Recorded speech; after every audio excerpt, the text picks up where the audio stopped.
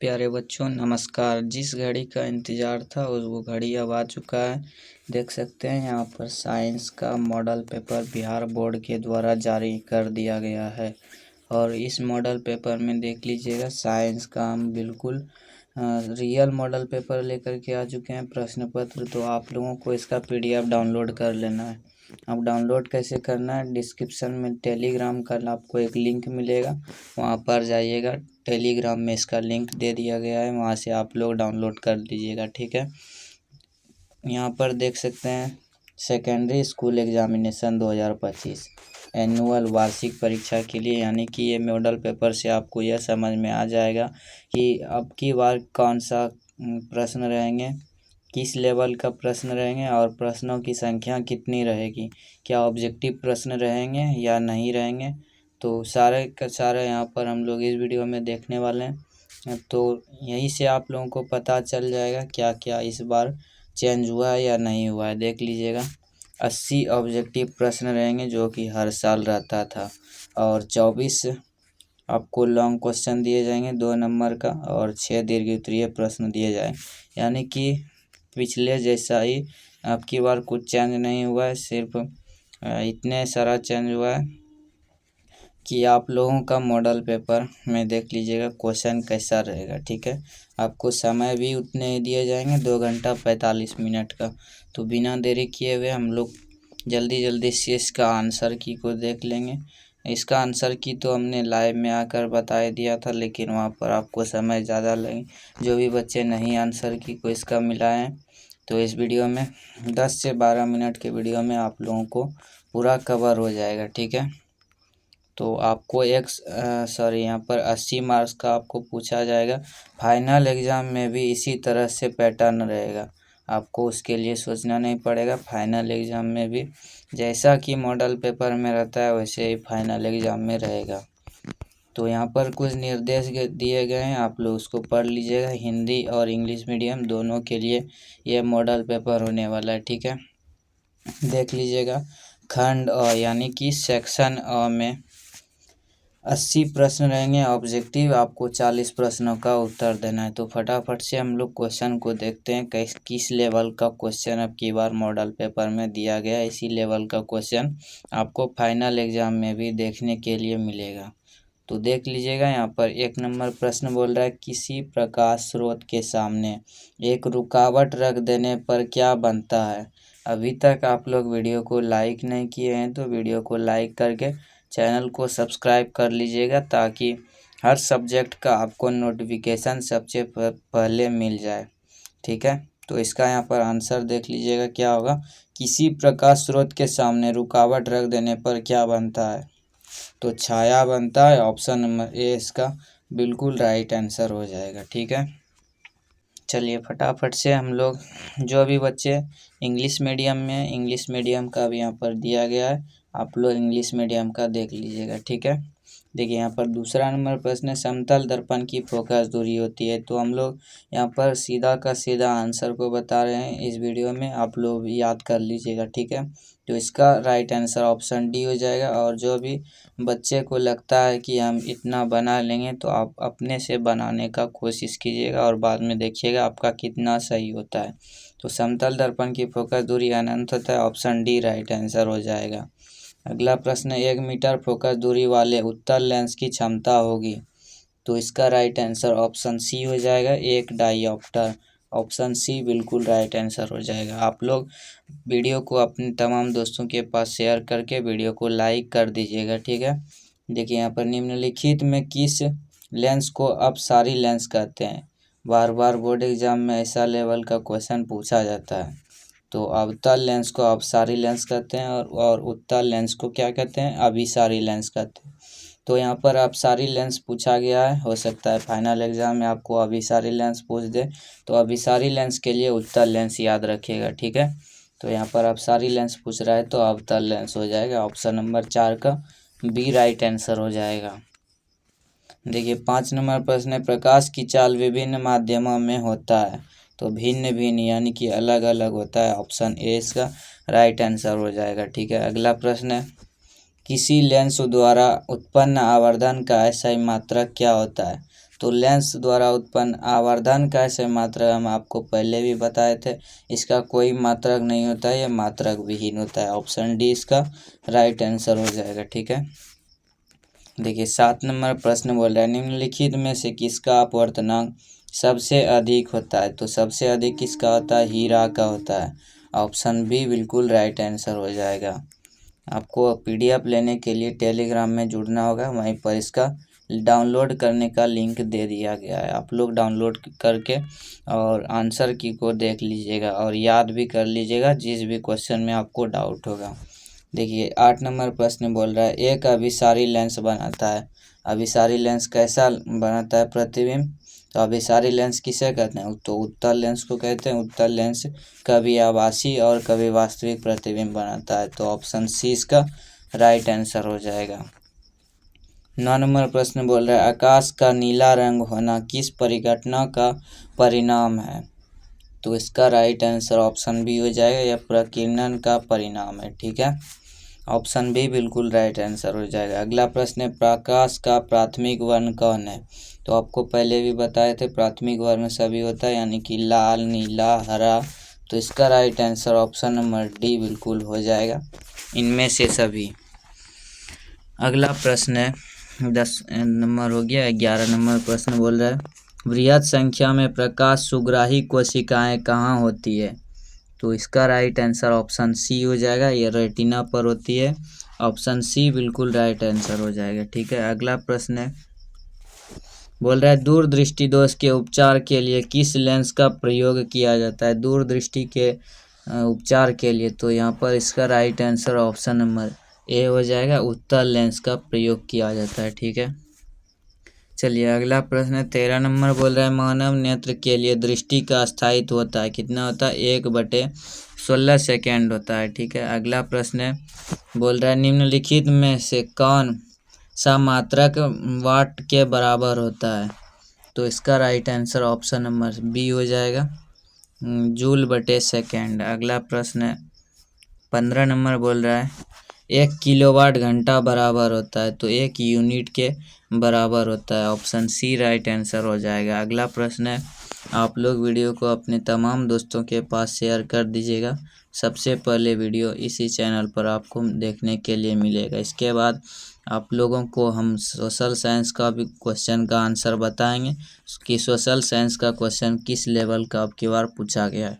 तो आप लोग चैनल को सब्सक्राइब कर लीजिएगा ताकि जैसे ही हम सोशल साइंस का आंसर डालेंगे आपको नोटिफिकेशन मिल जाएगा। ठीक है, और उसको बेल आइकन को भी ऑन कर दीजिएगा। बोल रहा है विद्युत शक्ति का ऐसा मात्रक है। तो विद्युत शक्ति का ऐसा मात्रक बहुत सिंपल है, वाट। ऑप्शन बी बिल्कुल राइट आंसर हो जाएगा। इसी लेवल का क्वेश्चन आपके फाइनल बोर्ड एग्जाम में भी रहने वाला है, इसीलिए बिहार बोर्ड मॉडल पेपर जारी करता है ताकि बच्चे को पता चले कि किस लेवल का क्वेश्चन है। ठीक है, देखिए अगला प्रश्न 1 किलोवाट घंटा बराबर है। तो किसके बराबर है, 3.6 गुने 10⁻6 जूल के बराबर होता है। ऑप्शन सी राइट आंसर हो जाएगा। अगला प्रश्न दाएं हाथ के अंगूठे के नियम को किसने प्रतिपादित किया था। तो मैक्सवेल ने किया था। ऑप्शन नंबर ए बिल्कुल राइट आंसर हो जाएगा। अगला प्रश्न है विद्युत फ्यूज विद्युत धारा के किस सिद्धांत पर कार्य करता है। तो ऊष्मीय सिद्धांत पर कार्य करता है। Option number C right answer हो जाएगा। अगला प्रश्न है एक मीटर एम्पियर बराबर है। तो इसका right answer option number D हो जाएगा, 10⁻⁻6 एम्पियर। ठीक है, ऑप्शन नंबर डी बिल्कुल राइट आंसर हो जाएगा। अगला प्रश्न है 21 नंबर बोल रहा है प्रतिरोध का मान बढ़ाने के लिए प्रतिरोधकों को जोड़ा जाना चाहिए। तो इसका राइट आंसर ऑप्शन ए हो जाएगा, श्रेणी क्रम में जोड़ा जाना चाहिए। ठीक है, आप लोग भी अपना आंसर मिलाते चलिएगा ताकि आपको पता चले आपका कितना सही हुआ है। 80 में से आपको 40 प्रश्नों का उत्तर देना है। फाइनल बोर्ड एग्जाम में भी ऐसा ही आपको देखने के लिए मिलेगा। देखिए इलेक्ट्रिक हीटर की कुंडली बनाने में किस पदार्थ का प्रयोग किया जाता है। तो किस पदार्थ का प्रयोग किया जाता है, नाइक्रोम का प्रयोग किया जाता है इलेक्ट्रॉनिक हीटर बनाने के लिए। ऑप्शन सी राइट आंसर हो जाएगा। अगला प्रश्न निम्नलिखित में से कौन ग्लोबल वार्मिंग के लिए उत्तरदायी है। तो कार्बन डाइऑक्साइड उत्तरदायी है, ऑप्शन नंबर इसका डी राइट आंसर हो जाएगा। अगला प्रश्न 24 नंबर बोल रहा है इनमें से कौन जीवाश्म ईंधन है? तो इनमें से जीवाश्म ईंधन सभी है, यानी कि ऑप्शन डी राइट आंसर हो जाएगा। पेट्रोलियम, प्राकृतिक गैस, कोयला, तो उपर्युक्त सभी हो जाएगा। ठीक है, अगला प्रश्न है सूर्य तथा अन्य तारों द्वारा उत्सर्जित विशाल ऊर्जा का स्रोत है? तो इसका right answer option number B हो जाएगा, नाभिकीय संलयन। अगला प्रश्न 26 नंबर बोल रहा है टिहरी बांध का निर्माण का उद्देश्य क्या था? तो भूमि सिंचाई, बिजली उत्पादन, जल आपूर्ति, तीनों था, यानी कि इसका option number D right answer हो जाएगा, इनमें से सभी। अपने तमाम दोस्तों के पास बार बार बोल रहे हैं इस वीडियो को शेयर कर दीजिएगा ताकि उनका भी हेल्प हो जाए, वो भी इसका आंसर पता कर पाए। तो यहाँ पर देख लीजिएगा अगला प्रश्न, खिलौना में किस सेल का उपयोग होता है? तो सूखा सेल का उपयोग होता है, ऑप्शन सी राइट आंसर हो जाएगा। अगला प्रश्न है जल में विद्युत अपघटन में कैथोड पर कौन सी गैस मुक्त होती है? तो इसका राइट आंसर ऑप्शन सी हो जाएगा, हाइड्रोजन गैस मुक्त होती है। ठीक है, अगला प्रश्न है 29 नंबर बोल रहा है नीचे दी गई अभिक्रिया के संबंध में कौन सा कथन सत्य है? ZnO+C अभिक्रिया करके Zn+CO बना रहा है, तो यहाँ पर कार्बन उपचयुत हो रहा है, ऑप्शन सी राइट आंसर हो जाएगा। अगला प्रश्न 30 नंबर बोल रहा है जस्ता तथा तनु हाइड्रोलिक अम्ल की अभिक्रिया के फलस्वरूप निम्न में से कौन सा गैस बनता है? तो इसका राइट आंसर ऑप्शन बी हो जाएगा, यह हाइड्रोजन गैस बनता है। अगला प्रश्न है निम्नांकित में कौन गैस चूना जल को दूधिया कर देती है? तो इसका राइट आंसर ऑप्शन बी हो जाएगा, कार्बन डाइऑक्साइड। अगला प्रश्न है बोल रहा है निम्नांकित में से कौन बुझा हुआ चूना है? तो इसका राइट आंसर ऑप्शन सी हो जाएगा, CaOH का डिहॉल2। अगला प्रश्न है दंत मंजन प्रायः होते हैं, क्या होते हैं? ये क्षारीय होते हैं, ऑप्शन सी राइट आंसर हो जाएगा। अगला प्रश्न है 34 नंबर प्रश्न बोल रहा है नींबू में कौन सा अम्ल होता है? तो नींबू में सिट्रिक अम्ल होता है, option number A right answer हो जाएगा। तो नींबू में बता दिए कि सिट्रिक अम्ल होता है, इसका ऑप्शन ए राइट आंसर हो जाएगा। अगला प्रश्न है प्यारे बच्चों मिल्क ऑफ मैग्नीशिया का पीएच मान होता है, कितना होता है? आप लोगों को पहले ही भी हम बताए थे कि 10.5 होता है, ऑप्शन डी राइट आंसर हो जाएगा। अगला प्रश्न है बोल रहा है जस्ता का अयस्क है, तो जस्ता का अयस्क क्या है? जिंक ब्लेड है, ऑप्शन डी राइट आंसर हो जाएगा। अगला प्रश्न है धातु जो सिर्फ अम्लराज में घुलता है वह है? तो इसका राइट आंसर ऑप्शन सी हो जाएगा, Au, यानी कि Au किसको बोला जाता है? सोना को बोला जाता है ना, तो इसका राइट आंसर सी हो जाएगा। निम्नलिखित में कौन आयनिक यौगिक नहीं है? तो इसका राइट आंसर ऑप्शन बी हो जाएगा, कार्बन डाइऑक्साइड आयनिक यौगिक नहीं है। ठीक है, अगला प्रश्न है बोल रहा है देखिए यहाँ पर कुछ मैसेज 30 नंबर प्रश्न बोल रहा है हीलियम गैस है, तो हीलियम गैस क्या है? अक्रिय गैस है, ऑप्शन बी राइट आंसर हो जाएगा। अगला प्रश्न है 40 नंबर बोल रहा है सबसे कठोर प्राकृतिक पदार्थ है, तो सबसे कठोर हीरा होता है, ऑप्शन डी राइट आंसर हो जाएगा। अगला प्रश्न है यहाँ तक आप लोग बताइएगा, आप कमेंट बॉक्स में 40 में आपका कितना सही हुआ है, किसका किसका 40/40 सही हुआ है, आप लोग कमेंट में बताइएगा, उसका हम नाम देखेंगे कि वो कौन सा लड़का जो साइंस में 40 में 40 सही कर दिया है। साइंस में 40 में 40 किसका सही हुआ है, आप लोग कमेंट कर दीजिएगा। ठीक है, जिसका भी सही रहेगा। देखिए 41 नंबर प्रश्न बोल रहा है, तो इसका 41 नंबर प्रश्न है बेंजीन का अनुसूत्र है, तो C6H6 होता है, ऑप्शन डी राइट आंसर हो जाएगा। अगला प्रश्न है हाइड्रोजन के दो परमाणुओं के बीच कौन आबंध बनते हैं? तो एक आबंध बनते हैं, ऑप्शन ए राइट आंसर हो जाएगा। अगला प्रश्न है बोल रहा है चूना जल का रासायनिक नाम क्या है? तो चूना जल का रासायनिक सूत्र होता है calcium hydroxide, option B right answer हो जाएगा। अगला प्रश्न चीनी का रासायनिक सूत्र है, तो चीनी का रासायनिक सूत्र C12H22O11, O11। ठीक है, यहीं पर आपको ग्लूकोज का पूछ देता है कि ग्लूकोज का रासायनिक सूत्र क्या है, तो C6H12O6।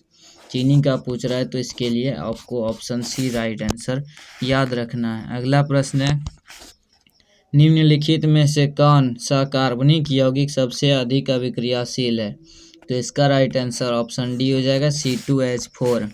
अगला प्रश्न है, मेंडलीफ ने अपनी आवर्त सारणी तैयार करने के लिए कौन सा मापदंड अपनाया था, तो इसका राइट आंसर ऑप्शन बी हो जाएगा परमाणु द्रव्यमान अपनाया था। ठीक है, अगला प्रश्न है, निम्नलिखित में कौन क्षार धातु नहीं है, तो क्षार धातु इसमें से कौन नहीं है, ऑप्शन ए राइट आंसर हो जाएगा Mg क्षार धातु नहीं है। अगला प्रश्न है 48 नंबर बोल रहा है, निम्नलिखित में कौन हैलोजन समूह का सदस्य है, तो इसका राइट आंसर ऑप्शन सी हो जाएगा ब्रोमीन। अगला प्रश्न है, जिंक की परमाणु संख्या है, जिंक की परमाणु संख्या कितनी होती है, 30 आपको याद रखना है। ये भी बार बार बोर्ड एग्जाम में पूछा जाता है, वेरी वेरी इंपॉर्टेंट क्वेश्चन है, यानी कि VVI है। अगला साल भी पूछा गया था जब हम लोग बोर्ड एग्ज़ाम दिए थे। हम पता है आपको कि 2024 में हम बोर्ड एग्ज़ाम दिए थे, 2024 में, यानी कि अब की साल मेरा रिजल्ट आया है मार्च में, 31 मार्च को। ठीक है, तो वीडियो को आप लोग लाइक कर दीजिएगा और चैनल को भी सब्सक्राइब कर लीजिएगा। आपका भी मार्च में ही आपका भी रिजल्ट आ जाएगा, कितना % आप लेकर आइएगा कमेंट में बता दीजिएगा।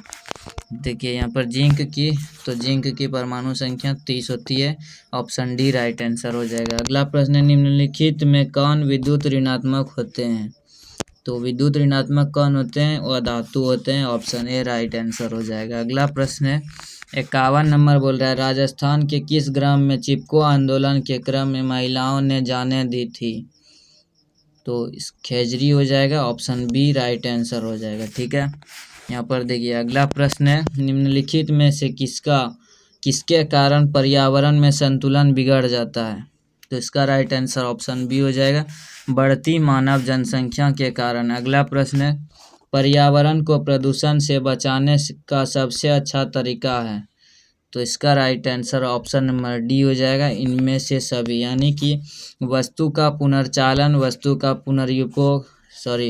पुनरुपयोग, वस्तु के उपयोग में कमी, तो इसका राइट आंसर ऑप्शन डी हो जाएगा।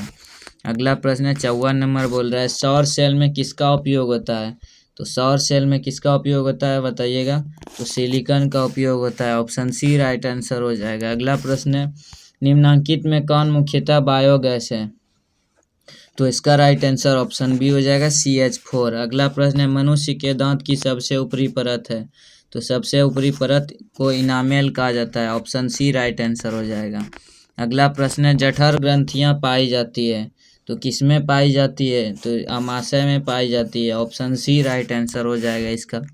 अगला प्रश्न है, निम्नलिखित में कौन वसा के पाचन में सहायक होता है, तो वसा के पाचन में लाइपेज सहायक होता है, ऑप्शन ए राइट आंसर हो जाएगा। अगला प्रश्न है, पित्त रस का रंग होता है, कैसा होता है, तो हरा होता है, ऑप्शन बी बिल्कुल राइट आंसर हो जाएगा। पौधों में श्वसन होता है, किसके द्वारा होता है, तना द्वारा, पत्तियों द्वारा, जड़ द्वारा, इनमें से सभी हो जाएगा, तो इसका राइट आंसर ऑप्शन डी हो जाएगा इनमें से सभी।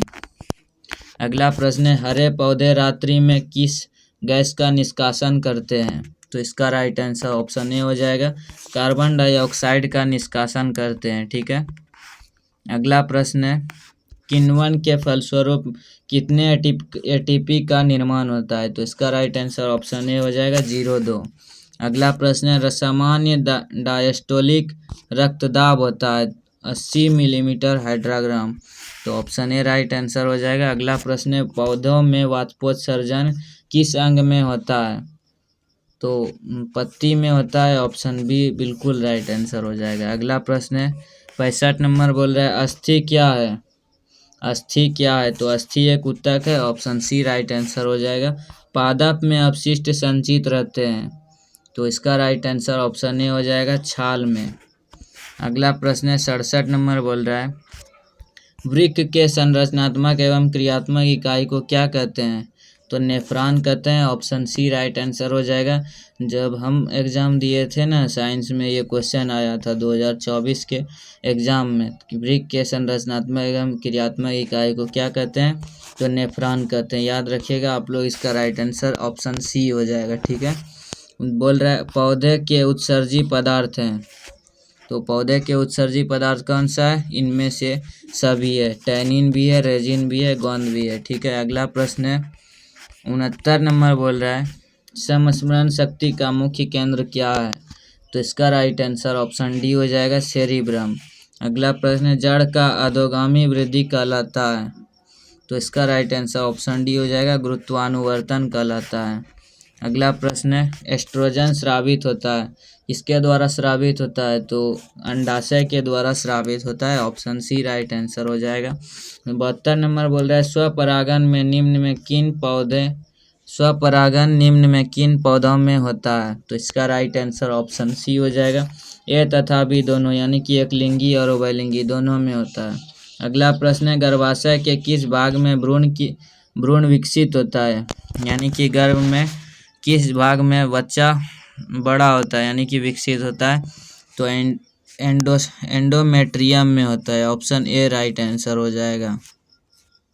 गर्भाशय में ही एक जगह रहता है एंडोमेट्रियम, ठीक है, वहीं पर भ्रूण विकसित होता है। अगला प्रश्न है 74 नंबर, बोल रहा है निम्नलिखित में कौन सा भाग केवल पुरुष जननांग में पाया जाता है, पुरुषों में कौन सा भाग पाया जाता है, तो शुक्रवाहिका पाया जाता है, ऑप्शन डी बिल्कुल राइट आंसर हो जाएगा। अगला प्रश्न है आनुवांशिकता का पिता किसे कहा जाता है, तो ग्रेगर जॉन मेंडल को कहा जाता है, ऑप्शन बी राइट आंसर हो जाएगा। अगला प्रश्न है 76 नंबर, बोल रहा है मेंडल किस देश में ईसाइयों के एक मठ के पादरी थे, तो ऑस्ट्रिया के, ऑप्शन बी राइट आंसर हो जाएगा। अगला प्रश्न है 77 नंबर, बोल रहा है इनमें कौन वर्गीकरण के सबसे ऊपरी पायदान में पर स्थित है, तो इसका राइट आंसर ऑप्शन डी हो जाएगा, जगत। ठीक है, अगला प्रश्न है सूक्ष्म उपभोक्ता का उदाहरण है, सूक्ष्म उपभोक्ता का उदाहरण कौन है, ऑप्शन डी राइट आंसर हो जाएगा, ए और बी दोनों, यानी कि जीवाणु और कवक। अगला प्रश्न है 79 नंबर, बोल रहा है मांसाहारी जीवों को कहा जाता है, तो द्वितीयक उपभोक्ता कहा जाता है। ठीक है, यानी कि पहला उपभोक्ता कौन होगा, तो पहला, जैसे कि मान लीजिए घास पहला उपभोक्ता है, घास